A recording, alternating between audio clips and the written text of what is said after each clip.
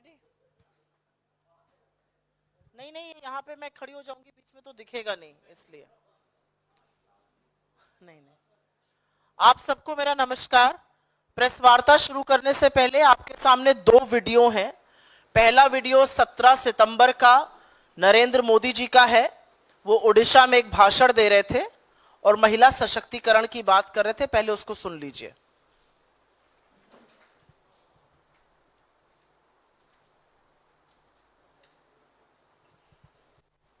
महिलाओं की उन्नति, महिलाओं का बढ़ता सामर्थ्य, ये ओडिशा के विकास का मूल मंत्र होने वाला है।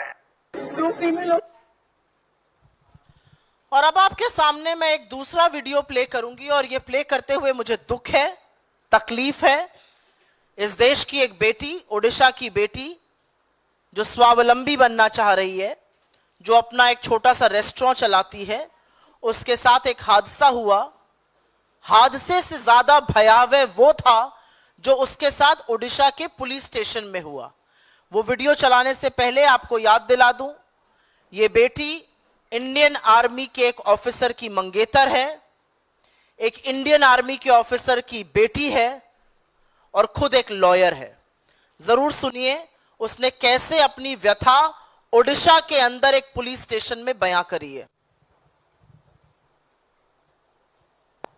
पकड़ के जोर से खींच के मुझे मारना पीटना शुरू कर दिया। मैंने उनको रिक्वेस्ट करते रहे, प्लीज स्टॉप, मत कीजिए, ऐसा मत कीजिए। फिर वो पुलिस स्टेशन के कॉरिडोर से मुझे घसीटते हुए ले जा रहे थे और उस टाइम पे मैं जितना जो उनको फाइट दे पाई, जहाँ उनके हाथ दिखे, एंकर्स दिखे, मैं फाइट बैक करने की कोशिश कर रही थी। उनके बीच में एक लेडी कांस्टेबल ने मेरा गला पकड़ के दबाने की कोशिश की तो मैंने उनका हाथ काटा है। उसके बाद उन्होंने मेरे ही जैकेट से मुझे मेरे पीछे हाथ बांधे और एक लेडी कांस्टेबल के स्टाफ से मेरे पैर बांध के मुझे रूम में डाल दिया। मैं थोड़ी देर में एक मेल ऑफिसर आके मेरा ब्रा उतार के मेरे ब्रेस्ट पे किक मारना शुरू किया कंटिन्यूअसली। अराउंड 6 o'clock जो स्टेशन के IIC है वो आए और उन्होंने मेरा पैंट लोअर किया, अपना पैंट लोअर किया और अपना पीनस निकाल के मुझे बोला कि कितने बार तुम लेना चाहोगे कि तुम चुप रहोगे, क्योंकि मैं बहुत ज्यादा चिल्ला रही थी हेल्प के लिए, बहुत ज्यादा चिल्ला रही थी हेल्प के लिए।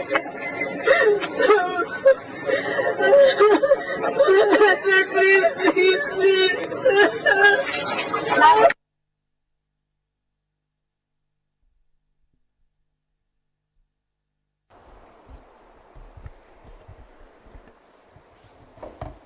ये वीडियो, जैसा कि मैंने आपको बताया, हम उनकी आइडेंटिटी रिवील नहीं करेंगे, लेकिन ओडिशा की एक बेटी अपना रेस्टोरेंट बंद करके रात को निकलती है। कुछ लड़के उसके साथ ईव टीजिंग की बात करते हैं। रोड रेज का मामले की कंप्लेन लेकर वो और उसका मंगेतर, जो इंडियन आर्मी में ऑफिसर है, वो पुलिस स्टेशन पहुंचते हैं।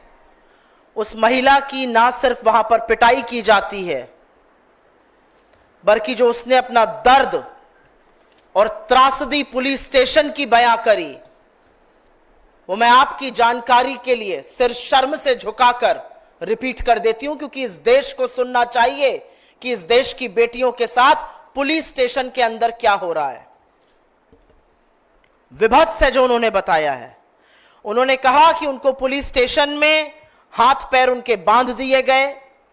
एक महिला पुलिसकर्मी ने यह किया और उसके बाद एक पुरुषकर्मी आता है और वो आकर उनके अंडरगारमेंट्स को निकाल देता है, उनकी छाती, उनके ब्रेस्ट पर किक करता है। और यही नहीं, अपनी खुद के प्राइवेट पार्ट्स को दिखाकर उसने जो शब्द कहे वो मैं नहीं कह सकती हूं यहां पर। यह ओडिशा में हो रहा है, उस ओडिशा में जहां आज भाजपा की सरकार के 100 दिन पूरे हुए हैं। नरेंद्र मोदी 17 तारीख को ओडिशा जाकर महिला सशक्तिकरण की, महिला सुरक्षा की बातें करते हैं और उसी के कुछ घंटों में पता चलता है कि ओडिशा की इस बेटी के साथ पुलिस स्टेशन में दरिंदगी की गई। दरिंदे सिर्फ सड़कों पर नहीं, बीजेपी की सरकार में पुलिस स्टेशन के अंदर भी हैं। और ये कोई अबला नारी नहीं थी, ये एक लॉयर है, ये भारतीय सेना के अधिकारी की मंगेतर है। वो भारतीय सेना का अधिकारी जो सिख रेजिमेंट का मेजर है, मैं उनका नाम यहां नहीं बोल रही हूं। सिख रेजिमेंट के एक मेजर की मंगेतर के साथ देश अपना ऋण इस तरह से चुका रहा है।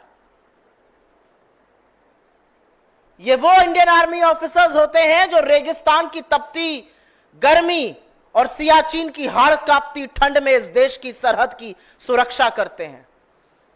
और एक कृतज्ञ राष्ट्र उनको इस तरह से इस चीज का इनाम दे रहा है। वो लड़की चिल्लाती रही, मेरी मदद करो, मेरी मदद करो, और उसके बाद भी उसकी मदद करने के लिए कोई आगे नहीं आया। और यह असलियत है कि लड़की का असली यौन शोषण ओडिशा के एक पुलिस स्टेशन में उस सरकार के पुलिसकर्मियों द्वारा हुआ जो आज अपने 100 दिन मना रही है। ऐसा क्यों है कि जहां जहां भारतीय जनता पार्टी की सरकार बनती है, तथाकथित डबल इंजन की सरकार, वहां पर रक्षक भक्षक बन जाता है? ऐसा क्यों है कि भाजपा शासित हर राज्य में विक्टिम शेमिंग का मामला सामने आता है? पहले पीड़िता के चरित्र पर सवाल उठाए जाते थे, अब पीड़िता का यौन शोषण पुलिस स्टेशन के अंदर पुलिस के दरिंदे कर रहे हैं। ये क्यों होता है भारतीय जनता पार्टी शासित राज्यों में? और एक बात तो सच है, नरेंद्र मोदी दौड़ दौड़ कर इधर उधर प्रचार करेंगे, एक शब्द इस पर नहीं बोलेंगे। उनकी महिला मंत्री इस पर एक शब्द नहीं बोलेंगी। इस देश की महिला बाल विकास मंत्री कौन है? अगर मैं आप में से 10 लोगों से पूछूं तो एक व्यक्ति शायद इसका जवाब दे पाएगा। महिला सांसद इस पर नहीं बोलेंगी। हो क्या रहा है इस देश में? पुलिस को देखकर जिन अपराधियों की हाड़ कांप जानी चाहिए, उनसे बचने के लिए जब एक औरत पुलिस स्टेशन जाती है, वहां शरण, वहां सहारा, वहां मदद मांगती है, उसके साथ यौन शोषण पुलिस कर्मी करता है, तो फिर सुरक्षित कहां है इस देश की आधी आबादी? कौन से सशक्तिकरण की बात होती है, यह जानना आज क्यों नहीं जरूरी है? और क्या आधी आबादी के लिए इस देश में कोई जगह नहीं बची है? और एक बात और सच है, और इस बात को मैं प्रबलता से बोलना चाहती हूं क्योंकि दोनों विषय जो हैं वो मेरे हृदय के बड़े समीप हैं। मणिपुर में 2 महिलाओं को, 2 बेटियों को आदमखोरों की भीड़ में नोचा। उसमें से एक कारगिल योद्धा की पत्नी थी। हफ्ता भर नहीं हुआ, अभी मध्य प्रदेश से मामला सामने आया है। 2 आर्मी ऑफिसर्स, 2 आर्मी के सैनिक और उनकी महिला मित्रों और संबंधियों के साथ वो कहीं घूमने गए थे, वहां पर उनकी पिटाई की गई। एक ये कृतज्ञ राष्ट्र है जो व्यक्ति ये सोचकर सरहद पे जाता है कि या तो मैं वापस आऊंगा या तिरंगे में लिपटा हुआ मेरा शरीर वापस आएगा, उसका हम ये बदला दे रहे हैं। और सब चुप रहेंगे, सुई टपक सन्नाटा रहेगा, इस पर कोई आक्रोश नहीं होगा, इस पर कोई प्रदर्शन नहीं होगा, इस पर कुछ नहीं बोला जाएगा। आपने बंगाल पर आवाज उठाई, सही किया, हमने भी बंगाल में प्रदर्शन किया। अब उठाइए इस पर आवाज, पूछिए कि ऐसा कैसे हो सकता था। पूछिए कि सरकार के बनते ही ऐसा दुष्कर्म पुलिस स्टेशन के अंदर बेटी के साथ कैसे हुआ। आप बदलापुर पर नहीं बोलेंगे, आप बिहार पर नहीं बोलेंगे, आप उत्तराखंड पर नहीं बोलेंगे, आप उत्तर प्रदेश पर नहीं बोलेंगे। आप सिर्फ और सिर्फ गंदी राजनीति महिलाओं के साथ दुष्कर्म होने पर करते हैं।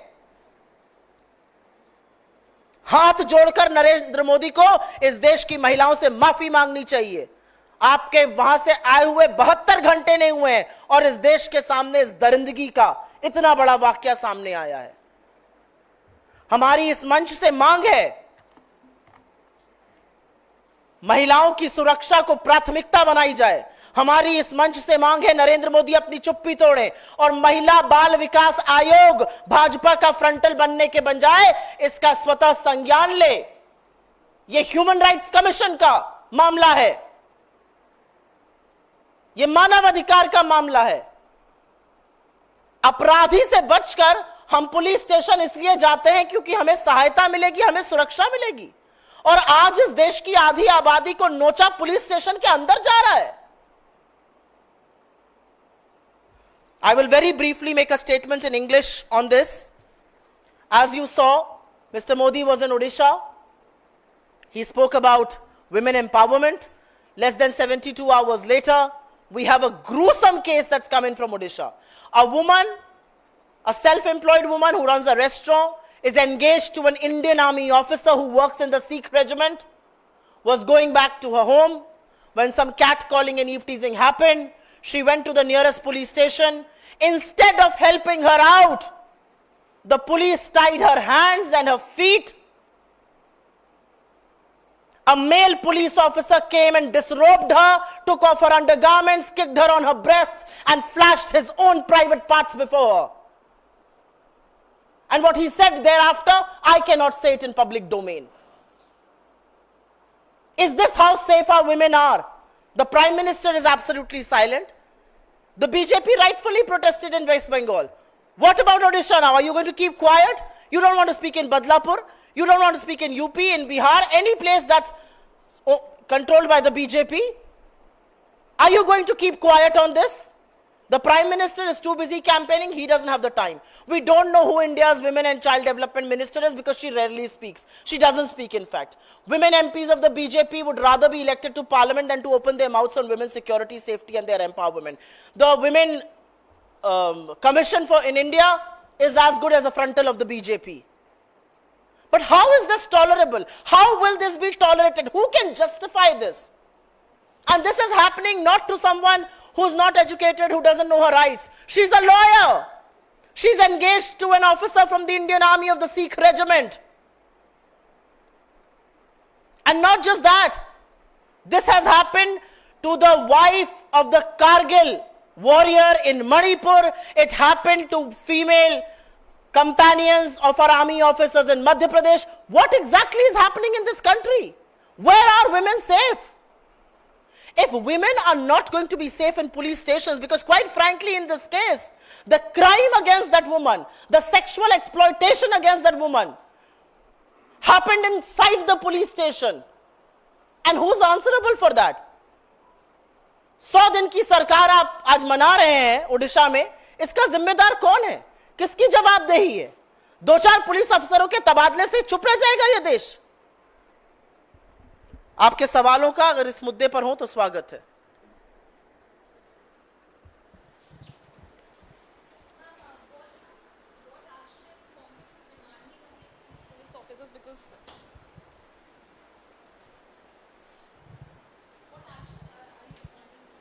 Our first and foremost action is acknowledgement of what happened to that woman inside the police station.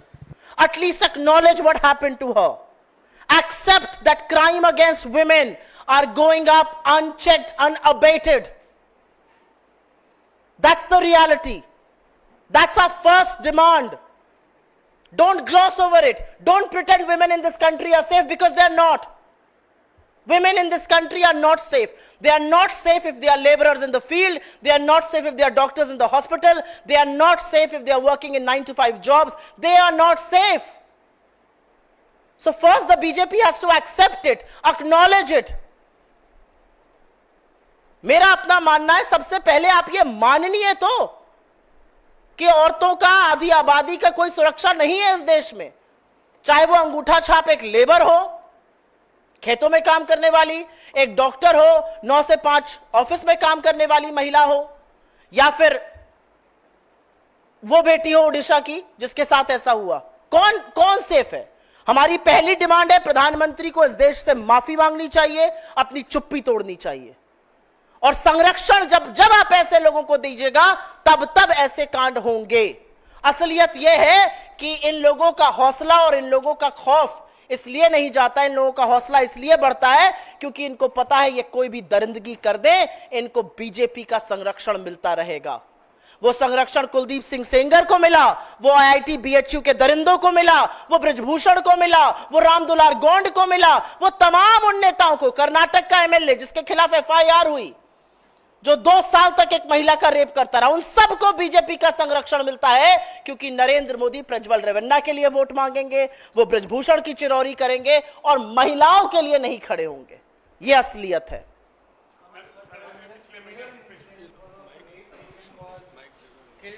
Uttar Pradesh, what? I have to say that in Sambal today, I read that news. It's absolutely shocking. एक लड़की जो कि rape पीड़िता है, अपने भाई और मां के साथ जा रही थी। एक आदमी आता है जो आरोपी है, जेल से छूटकर गोली से मारकर उसकी हत्या कर देता है। इस कानून व्यवस्था का आप ब्यौरा दे रहे थे। इस कानून व्यवस्था को आप नजीर मान के उत्तर प्रदेश का मॉडल चलाना चाहते हैं। यह असलियत है। कहां है बेटियां सेफ? इस देश की बेटियां कहां सेफ है? पहले उस लड़की का रेप हुआ, आरोपी को सजा हुई, सजा से निकलते ही जब वो जेल से बाहर आया, उसने उस लड़की को मौत के घाट उतार दिया दिन दहाड़े। क्या कर रही थी योगी जी की पुलिस? क्या कहेंगे भाजपा के लोग? इस जंगल राज, भाजपा का जंगल राज उत्तर प्रदेश से लेकर ओडिशा तक साफ दिख रहा है। बीजेपी ना देखना चाहे वो उनकी चॉइस है, लेकिन उसका जो भुगतान है, उसकी जो कीमत है, वो इस देश की आधी आबादी, इस देश की बेटियां चुका रही हैं। मैम, पिछले महीने प्रधानमंत्री महाराष्ट्र के जलगांव गए थे, वहां पर उन्होंने कहा कि महिलाएं पहले अपने खिलाफ हुए अपराध के लिए थाने जाने से डरती थी। हमने सख्त कानून बनाए हैं, हम बीएनएस लेके जाएं, महिलाएं अब थाने जाएं, खुलकर शिकायत लिखाएं। अब महिलाएं अगर थाने जाती हैं, ऐसी घटनाएं होती, फिर महिलाएं कहां जाएंगी? महिला मुझे नहीं पता कहां जाएंगी। मैं तो एक महिला होने के नाते आपके सामने खड़े होकर बेबस होकर आज ये कह रही हूं, मुझे नहीं पता कि अगर महिला के खिलाफ अपराध हो तो महिला कहां जाए, क्योंकि बीजेपी राज्यों में तो जब वो पुलिस स्टेशन जा रही है तो उसके साथ ये हो रहा है। मुझे नहीं पता महिलाओं को कहां जाना चाहिए। बीजेपी को हमें बताना पड़ेगा कि अगर हमारे साथ अपराध हो जाए तो हम कहां जाए। अगर नाबालिग बेटियों के साथ अपराध होता है तो तब तक एफआईआर नहीं लिखी जाती है जब तक 500 लोग सड़क पे आके आंदोलन नहीं करते हैं। मुझे नहीं पता, ये तो बीजेपी बताएगी। मैं व्यथित हूं, मैं परेशान हूं, मैं खुद बेबस आज महसूस करती हूं, क्योंकि कहां जाएंगी लड़कियां?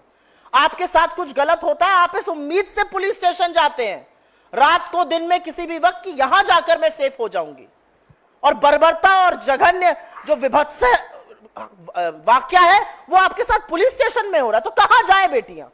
ये सवाल आप लोगों को उठाना चाहिए ना, पूछना चाहिए नरेंद्र मोदी से। कहां जाए इस देश की बेटियां? आपने कौन से कानून बना दिए और उन कानूनों का किसको फायदा हो रहा है? मैम, कई बार आप लोगों ने इन तमाम मुद्दों को उठाया है और खास तौर पे वुमेन सेफ्टी का मुद्दा। आपने मणिपुर का जिक्र किया, आपने मध्य प्रदेश का, यूपी, गुजरात का जिक्र किया और आपने इस बात का भी जिक्र किया। आप लोग बार बार सरकार से कार्रवाई की मांग करते हैं, लेकिन सरकार की ओर से कोई कार्रवाई नहीं होती और हमने देखा है लगातार, चाहे वो रेप का मामला हो या ऐसे मामले बढ़ते जा रहे हैं। तो सवाल के बजाय आप लोग अब क्या एक्शन लेंगे अपनी तरफ से, क्योंकि सरकार से आप लोग लगातार मांग कर रहे हैं लेकिन कोई कार्रवाई नहीं हो रही। हम हिंदुस्तान का विपक्ष हैं, प्रमुख विपक्षी पार्टी हैं। अगर हम कुछ गलत होते हुए देखेंगे तो हम उसका पर्दाफाश करेंगे। हम आम जनता के सवाल, उनकी समस्या, उनकी व्यथा उठाएंगे और यह हमारा काम है। जब सरकारें सत्ता में बैठकर देखना और सुनना बंद कर देती हैं तो उन सोती सरकारों को जगाना विपक्ष का काम होता है। तो हम आज नहीं, हम कल भी अगर कुछ ऐसा होगा तो उस घटना को उठाएंगे। सरकार में तो हम हैं नहीं कि हम प्रशासन चलाने लगे। हम तो सोती हुई सरकार को जगा सकते हैं, बेटियों को सुरक्षित रखने की मांग कर सकते हैं, लेकिन बेटियां जाग रही हैं ना इस देश की। 400 पार नारे वाले ऐसे ही थोड़ी 240 पे आ गए, ऐसे ही थोड़ी हरियाणा से लेकर जम्मू कश्मीर, झारखंड और महाराष्ट्र सब हारेंगे, क्योंकि आधी आबादी देख रही है उनके साथ क्या हो रहा है। महिला आयोग इस देश का महिला आयोग नहीं है। महिला आयोग इस देश की महिलाओं के लिए नहीं है। महिला आयोग बीजेपी का फ्रंटल है। महिला आयोग में बीजेपी के कार्यकारी में जो महिलाएं होती हैं वो भरी जाती हैं, महिला कार्यकर्ता, और उनसे बीजेपी का चरण वंदन कराया जाता है। उनको महिलाओं के खिलाफ अपराध जरूर विपक्ष शासित राज्यों में दिखता है, लेकिन वो बिल्कुल मुंह सी लेती हैं जब उनको भाजपा शासित राज्यों में महिला अपराध की बात करनी होती है। उसका ना संज्ञान लिया जाएगा, ना कोई कार्रवाई की जाएगी, ना हवाई जहाज से, ना ट्रेन से, ना बस से वहां जाया जाएगा। महिला आयोग से मुझे रत्ती भर भी उम्मीद नहीं है, क्योंकि महिला आयोग बीजेपी का संगठन है, वो महिला मोर्चा का एक सब संगठन बन चुका है। मैं अलग से ले लूंगी। धन्यवाद बहुत बहुत आप लोगों का।